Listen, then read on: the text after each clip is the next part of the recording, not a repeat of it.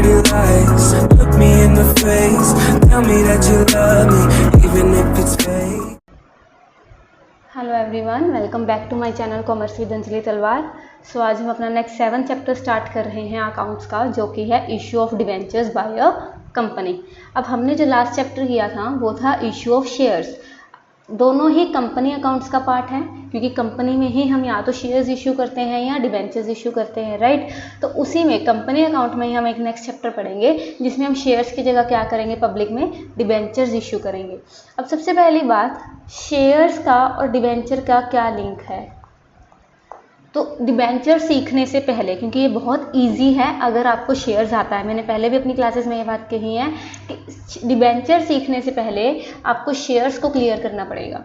अगर आपको shares chapter आता है तो डिबेंचर कुछ भी नहीं है, बस जो हम 8 एंट्रियां करते थे application, allotment, first call, final call की, उसमें शेयर्स की जगह डिबेंचर वर्ड का यूज़ करना है, दैट्स इट। बाकी calls in arrear, calls in advance, minimum subscription, सब ओवर सब्सक्रिप्शन बिल्कुल सेम है, बिल्कुल सेम जो हम सीखते ही आए हैं। फॉरफीचर, इसमें फॉरफीचर तो है ही नहीं, ठीक है। तो इसमें जस्ट करना क्या है, शेयर्स की जगह डिबेंचर वर्ड का यूज़ करना है। तो अगर आपको शेयर्स की वो एंट्रीज, 8 एंट्रीज मेन और इसके अलावा थोड़ी बहुत जो कॉल्स इन अरियर, एडवांस वाली हैं वो आती हैं, तो आपके लिए डिबेंचर बहुत ईजी हो जाएगा, क्योंकि बस हर एंट्री में शेयर्स की जगह डिबेंचर वर्ड यूज़ करना है, ठीक है। इसी से आपको पूरा चैप्टर क्लियर हो जाएगा अगर आपको शेयर्स बहुत अच्छे से आता है तो आज हम इस क्लास में पहले थ्योरी पार्ट कंप्लीट करेंगे और कल फिर मैं आपको इसकी जो एंट्रीज करवा दूंगी। एंट्रीज में कुछ है भी नहीं है, राइट।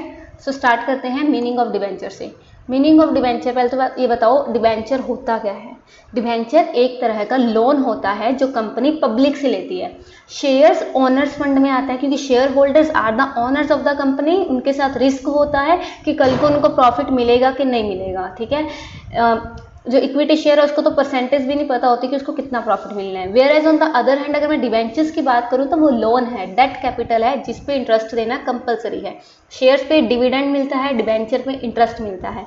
शेयर्स पे डिविडेंड देना कंपलसरी नहीं है, इन केस अगर कंपनी को प्रॉफिट नहीं है, नहीं देगी चलेगा, लेकिन डिवेंचर पे इंटरेस्ट देना पड़ेगा, वो भी प्री डिटरमाइंड रेट पे। जो डिवेंचर होता है उसके सामने हमेशा कोई ना कोई परसेंटेज लिखी होती है, उसका नाम भी वही होता है और इंटरेस्ट परसेंटेज भी वही होती है। फॉर एग्जाम्पल 8% डिवेंचर है किसी कंपनी के, तो मतलब उस डिवेंचर पे कितना 8% का इंटरेस्ट मिलेगा, ठीक है। बाकी ये शेयर्स की तरह ये होता है कि हम कंपनी जो है पब्लिक में इशू करती है, पब्लिक से पैसा आता है, पब्लिक अप्लाई करती है, फिर अलॉट करती है, बाकी सब सेम है। फर्क क्या है कि वो ऑनर कैपिटल है और ये डेट कैपिटल है। ये एक तरह का लोन है जो पेमेंट करनी कंपलसरी है फिक्स परसेंटेज पे, ठीक है। तो पढ़ ले इसको। तो ये क्या कहता है in addition to raising of capital by issue of shares, issue of shares के साथ साथ जो कंपनी है वो लॉन्ग टर्म बेसिस पे अगर उसको और फंड चाहिए तो वो डिवेंचर्स भी इशू कर सकती है। जो डिवेंचर इशू करती है कंपनी वो एक सर्टिफिकेट में होता है, जैसे शेयर सर्टिफिकेट होता है वैसे डिवेंचर सर्टिफिकेट होता है, जिसपे कंपनी की कॉमन सील लगी होती है। सो डिवेंचर एक रिटन एक्नॉलेजमेंट, एक तरह का कॉन्ट्रैक्ट हो जाता है कि कंपनी ने लोन लिया है, ठीक है, debt taken by a company as these are issued under the seal of the company. So एक डिवेंचर सर्टिफिकेट में सारी टर्म्स होती हैं कि किस टर्म्स पे ये जो है रीपेमेंट होगी, कल को 5 साल बाद, 3 साल बाद रिडीम करेंगे जब, है ना, पैसा वापस करेंगे तो कितने साल बाद होगा, एट पार पे होगा कि प्रीमियम पे होगा, फिक्स परसेंटेज उसके साथ जुड़ी होगी, repayment of the principal sum at a specified date, terms of payment of interest as a fixed percentage, वो सब किस पे लिखा होता है, डिवेंचर सर्टिफिकेट पे लिखा होता है। So according to companies act की अगर मैं बात करूँ, डिवेंचर इंक्लूड्स डिवेंचर स्टॉक अगर वर्ड आ जाए, बॉन्ड्स भी इसी में आते हैं, और any other securities of a company, चाहे वो एसेट पे चार्ज कर रही है या नहीं करनी, मतलब उसके कंपनी ने उसके बदले में एसेट को मॉर्टगेज किया है या नहीं किया, वो सब डिवेंचर में आएगा। तो इसमें बॉन्ड्स क्या है वो आगे फर्दर नेक्स्ट स्लाइड्स में मैं आपको बता दूंगी, ओके। सो अब फीचर्स इजी हो जाएंगे यहाँ पे। फीचर्स ऑफ डिवेंचर या कैरेक्टरिस्टिक्स क्या होंगे, डिवेंचर कंपनी के द्वारा इशू किए जाते हैं in the form of certificate, जो कि एक रिटन एक्नॉलेजमेंट है कि कंपनी ने लोन लिया है, ये कंपनी की सील के अंडर ही इशू किए जाते हैं। एक कंट्रैक्ट होता है कि after some time specific date के बाद हम आपको क्या कर देंगे, रीपेमेंट कर देंगे। अच्छा, जो शेयर्स होते थे उनका ये जरूरी नहीं था कि आफ्टर रिडीमेबल प्रेफरेंस शेयर एक पढ़े थे हमने, जिनका टाइम पीरियड होता था कि इतने टाइम बाद ये वापस हो जाएंगे। अदरवाइज जो शेयर्स होते हैं वो wound up of the company, जब तक कंपनी लिक्विडेट बंद नहीं हो जाती तब तक वो हम वापस नहीं करते, लेकिन डिवेंचर में लिखा होता है कि इतने साल बाद हम कंपनी जो है वापस कर देंगे। सो कंपनी एक्ट के अकॉर्डिंग कोई भी कंपनी जो है वो 10 साल से ज़्यादा के जो इशू से ज़्यादा 10 साल से ज़्यादा मतलब वो डिवेंचर नहीं रख सकती, 10 साल के अंदर अंदर उसको वापस करने पड़ेंगे। लेकिन जो इंफ्रास्ट्रक्चर वाली कंपनीज हैं, इंफ्रास्ट्रक्चर प्रोजेक्ट्स वाली कंपनी हैं, वो 10 साल से ज़्यादा कर सकती हैं, लेकिन अप टू 30 ईयर्स, मतलब बाकी कंपनीज मैक्सिमम 10 साल के लिए डिवेंचर इशू कर सकती है और इंफ्रास्ट्रक्चर मैक्सिमम 30 ईयर्स के लिए। ठीक है, डिवेंचर जो है स्पेसिफाइड रेट ऑफ इंटरेस्ट के साथ दिए जाते हैं। मैंने आपको बताया 8% डिवेंचर, 7% डिवेंचर लिखा होता है ऑलरेडी, राइट। और उसको ही हम कूपन रेट कहते हैं। इसको इंटरेस्ट मिलेगा इसी फिक्स्ड रेट पे जैसा कि सर्टिफिकेट में लिखा होता है। नॉर्मली ये 6 मंथ भी हो सकता है कि हाफ ईयरली हो, एनुअली भी हो, चाहे प्रॉफिट हो नहीं हो, कंपनी को इंटरेस्ट देना पड़ेगा। डिविडेंड देना ज़रूरी नहीं है लेकिन इंटरेस्ट देना ज़रूरी है, राइट।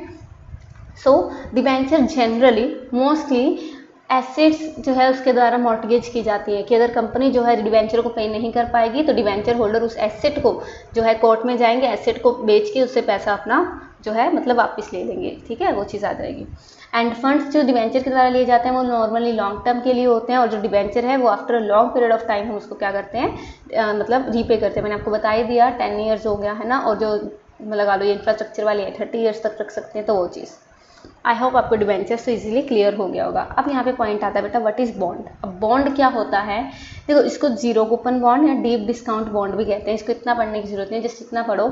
इसमें ना जीरो डीप डिस्काउंट वर्ड आ गया या जीरो कूपन आ गया। अब यहाँ पे जो इंटरेस्ट का रेट था उसको हम कूपन रेट कहते थे, और अगर यहाँ जीरो है तो यहाँ पे कोई भी इंटरेस्ट नहीं मिलता। ऐसी सिक्योरिटी जिसके बदले में लोगों को कोई इंटरेस्ट नहीं मिलेगा वो क्या होती है, zero coupon bond, 0% interest rate. तो फिर अब क्वेश्चन आता है कि लोग फिर इसको परचेज क्यों करेंगे, क्योंकि ये डिस्काउंट पे दी जाती है। फॉर एग्जांपल किसी बॉन्ड की जो फेस वैल्यू है वो 100 रुपीज़ है, राइट, और आज उसको मार्केट में 80 का बेच रही है कंपनी, और कल कह रही है कि आफ्टर 3 ईयर्स मैं आपको फेस वैल्यू 100 पर रिडीम कर दूंगी। तो जो ये बीच में 20 का आया वो डिस्काउंट पे दिया जाता है, डीप डिस्काउंट बॉन्ड कहा है इसको। तो बीच में ये 20 रुपीज़ मेरा फ़ायदा हुआ, यही मेरा क्या हो गया, प्रॉफिट हो गया। इसके लिए मैं क्या करूँगी, इन्वेस्ट करूँगी। ठीक है, तो इस पर इंटरेस्ट रेट नहीं होता, बस ये डिस्काउंट पे इशू किए जाते हैं और फेस वैल्यू पे रिडीम किए जाते हैं, जिसकी वजह से लोगों को क्या हो जाता है, इसका फ़ायदा हो जाता है। ठीक है, फिर आता है नेक्स्ट टाइप्स ऑफ डिवेंचर। अब डिवेंचर कितने तरह के होते हैं बच्चे, डिवेंचर होते हैं सिक्योर्ड या इसको मॉर्टगेज कहते हैं, मैंने अभी बताया। जिन डिवेंचर के लिए कंपनी की एसेट्स को गिरवी रखा जाता है, मतलब ये लिखा होता है उनके सर्टिफिकेट में कि अगर हम आपके पैसे नहीं दे पाए तो आप हमारी ये वाली इतनी वैल्यू के एसेट बेचकर अपने पैसे जो है मतलब जो है कवर कर सकते हो। ठीक है, और अनसिक्योर्ड या नेक डिवेंचर कौन से होंगे, जिनके लिए कोई भी एसेट मॉर्टगेज नहीं की जाएगी। इजी। रजिस्टर्ड डिवेंचर कौन होंगे, रजिस्टर्ड डिवेंचर वो डिवेंचर होल्डर होंगे जिनका नाम रजिस्टर में लिखा जाएगा। इसको ऐसे याद रखो, मतलब कंपनी के पास उनका रिकॉर्ड है कि ये हमारे क्या है, डिवेंचर होल्डर है और कल को इन्हीं को इंटरेस्ट देना है। ठीक है, लेकिन बियरर डिवेंचर क्या है, जब कंपनी के पास रिकॉर्ड नहीं है, जिसके पास वो सर्टिफिकेट होगा वो डिवेंचर होल्डर माना जाएगा। उस सर्टिफिकेट के आधार पर क्या दिया जाएगा, इंटरेस्ट। मतलब जो वो सर्टिफिकेट बियर कर रहा है उस टाइम पे उसके पास है। अगर मुझे कहीं गिरा हुआ भी डिवेंचर सर्टिफिकेट मिल गया और वो बियरर है और मैं कंपनी के पास लेके जाऊंगी तो कंपनी मुझे क्या दे देगी, इंटरेस्ट दे देगी। ठीक है, तो ये बात समझो। रजिस्टर में तो कंपनी के पास इसका डाटा होगा कि किसके पास है। अगर फॉर एग्जांपल मेरे पास रजिस्टर्ड डिवेंचर और मुझे किसी को सेल करने हैं तो कंपनी में डाटा चेंज करवाना पड़ेगा कि मैं अपने जो है मेरा नाम काट कर इसका नाम लिख दूँ। ठीक है, लेकिन बियरर में ऐसा कुछ नहीं है, फ्रीली ट्रांसफर है। मैंने अपना डिवेंचर इसको बेच दिया, ये जाएगा कंपनी से जो इंटरेस्ट ले लेगा, राइट, उसको मिल जाएगा। फिर रिडीमेबल, इरिडीमेबल, ये तो सेम ही है। अच्छा, इरिडीमेबल को परपेचुअल भी कहते हैं। रिडीमेबल होता है कि जिसपे टाइम पीरियड लिखा होता है कि after this specified period of time आपके पैसे वापस कर दिए जाएंगे। और इरिडीमेबल जो कि टाइम पीरियड नहीं लिखा होता, जब कंपनी बंद होगी, वाउंड अप होगी, तभी क्या किया जाएगा, पैसे वापस किए जाएंगे, राइट। और कन्वर्टिबल और एक हो जाएगा नॉन कन्वर्टिबल। कन्वर्टिबल डिवेंचर क्या होते हैं, जिनको ये ऑप्शन दिया जाता है कि इस पीरियड ऑफ टाइम पे आप अपने डिवेंचर को शेयर्स में कन्वर्ट करवा सकते हो। ये ऑप्शन होता है उनके पास within specified period of time. और नॉन कन्वर्टिबल जिसको हम शेयर्स में कन्वर्ट नहीं करवा सकते। इजी, बिल्कुल इजी है। ठीक है, तो चलो इनका डिफरेंस पढ़ लेते हैं, शेयर और डिवेंचर का। देखो ये अब आपको आना चाहिए इतना पढ़ने के बाद। तो मुझे एक बात बताओ, इसमें से कैपिटल कौन सा और लोन कौन सी है।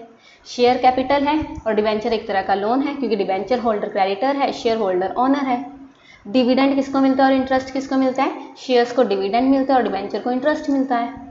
फ्लक्चुएटिंग रेट है या फिक्स्ड रेट है डिविडेंड और इंटरेस्ट का, शेयर पे फ्लक्चुएटिंग रेट है, मतलब अब जितना प्रॉफिट होगा वो ही उनमें बांट दिया जाएगा, लेकिन डिवेंचर पे फिक्स्ड रेट होता है ना। ये पढ़ा हमने अभी तक ये सारा। ओके।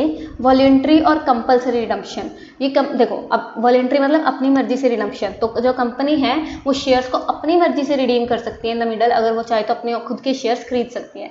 लेकिन debenture according to the terms of issue, जो लिखा हुआ है कि after this period of time हम आपके वापस करेंगे, तो उसी के अकॉर्डिंग कंपलसरी रिडम्पशन उनको करना पड़ेगा।